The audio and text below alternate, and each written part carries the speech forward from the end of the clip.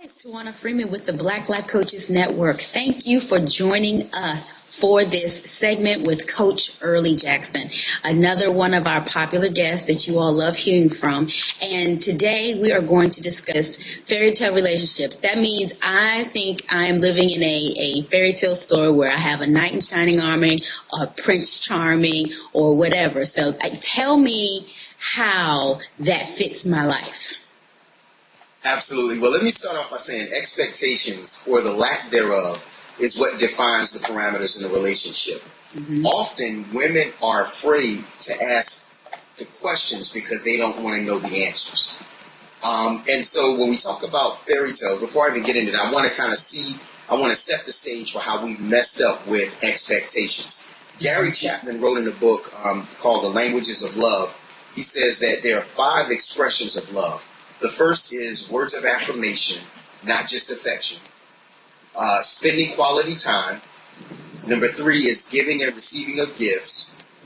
Number 4 is there are acts of service. And the last one is physical touch and expression. Now, I went through that part because a lot of times we're not progressing on the same track as men and women. For men, the ultimate expression is physical. For women, the ultimate expression may be affirmation, not affection. So until we have these kinds of discussions and talk about these things and be very, very open and honest with each other, we're going to keep living in this fairy tale. Now, when we talk about fairy tale relationships, I have wonderful children. I've done the whole Disney thing with them.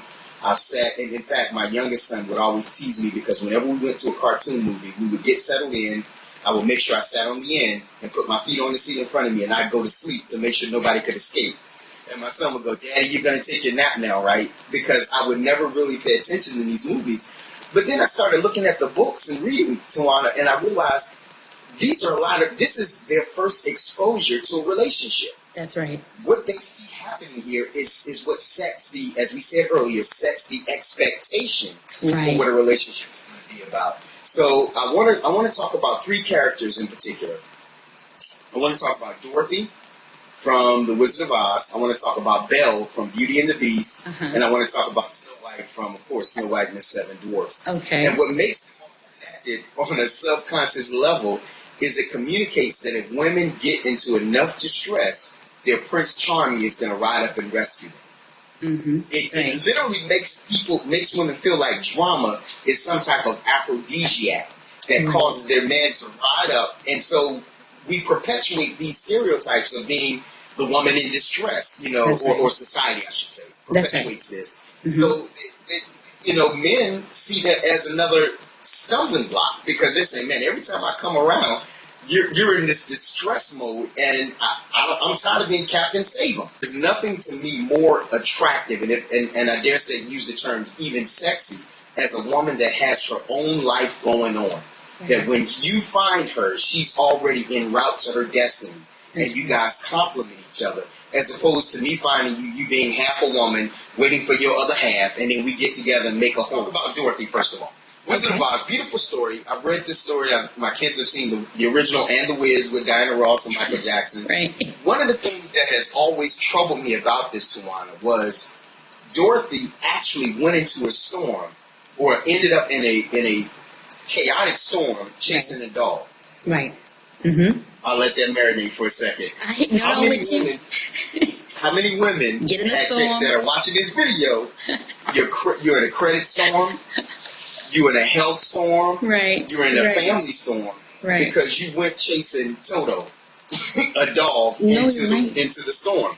I hear you. Now then she gets swept away into this fantasy place, and she runs into people. Now listen to the men that she's meeting. This is proof to me that Dorothy needs to change. The Dorothys out there need to change their dating pool, because all they're finding in the area they're looking for a man is a man with no brain, a man with no heart, and a man with no courage. and the crazy part about it is these are all these needy men and then Dorothy, with this situation going on inside of herself, she connects herself to these men, Towanna, and says, "Don't worry, I'm here. I'm going to save you. You're a project. You have this incredible potential." Sounds real familiar from my coaching. Oh, Dr. Towanna, he's so good. He's 38. He doesn't have a job. But, oh, he's going to be a rapper. He's got so much potential. Right. Boo, you got to wake up. You got the Scarecrow, the Lion, and the Tin Man, and you become responsible for taking them to their destiny. Right. If you have to take a man to his destiny, you're not his wife, you're his mother. That's right. And that's a dangerous thing to be. And that's what Dorothy represents. She represents connecting with men who are half of what they should be, when really her objective, nobody cared about her objective. If you think about it, these three men that she ran into, all they wanted to do was get to a place of promise. Nobody cared about whether or not she made it home or not. So absolutely. This is a key point for young ladies. You should connect with a man that releases your potential. You should connect with a man that sees your destiny and says, listen, I want to be responsible for pulling this out of you and pushing you into the place that you're supposed to be. That's strong. It's a very powerful statement, because that is true. When you look at the roles of a household, a traditional home, they're in respect for the men being heads of household or being leaders of a household. What happens in that leadership role is your responsibility as a leader is to recognize the talents and the abilities and the potential of all members of your household and assisting them with that developmental process so they can become the best that they can be, and taking advantage of every opportunity that's presented to them by offering them that level of support, the guidance, the mentoring, whatever it is that they need to do to help develop and blossom those individuals. Now, the work, of course, is upon the woman and, of course, our children to put the work in. But the role of the leader is to help to identify what it is that's important, that needs to be nurtured and developed and cultivated for their purpose. And I'll just throw this out. I'm throwing this in for free, Towanna. One of the questions that people always ask me as a woman is, why are men afraid of strong, independent women? And I tell them very plainly, men typically, that a man that's afraid of a strong, independent woman is only afraid of her because of what she represents. She represents a standard that he has to live up to now. Because she can't be this strong, independent woman, and he's this wimpy whiner. So that's where the challenge is. Women aren't afraid of a strong woman. Well, I was going to say that, because a lot of men that respond to that question with the "no, I'm not afraid," answer, is because they already are confident in their own of themselves. They don't have the lack. So it's the articles aren't written for them. The articles are written for those who aren't. So typically the men who got it going on and all together are the ones that say, no, I don't have a problem with strong women. In fact, it's attractive to me. Well, that's because you're a strong and confident man looking for a woman who can add to your life, not subtract. So that's a different perspective. So, okay, so we talked about our Dorothy. Now, which one? Are we going with Snow White or Belle? We're going with Belle now. Okay. Because Belle is interesting. And this was, by the way, my daughter Trelana. This was her favorite story. She loved the movie and everything. And as I looked at it and began to kind of prepare some material, I taught this a while ago. Belle was attracted to a man that had a severe temper problem that was bordered on by his own insecurities. So, you got this beast now. He's got the potential to be this wonderful prince. But he's destroying things. If you remember in the cartoon and even in the book, he's destroying things. I'm like, how many 24-year-old women have you seen in situations that scared you, Towanna? Because you're thinking, I'm going to read about her one day. Because she's stuck on this thing that he's better than that. You guys don't understand him. There's a prince locked up in this beast. The problem with that is he kept her locked away. She was lucky this time that her quest to find the potential in the beast didn't end up tragic. But in some cases, we've read about it. In your quest to unlock the prince that's locked up in the beast, people have ended up, we've read about it. I mean, we've gone to funerals of women like that, and the guy's locked away now, but what good was it for you to stay in a situation that's potentially dangerous? But if you're feeling locked away as a woman by a man who has some type of insecurity, and when men lose their jobs, when men don't feel powerful, when men don't feel significant, we react in a different way than women.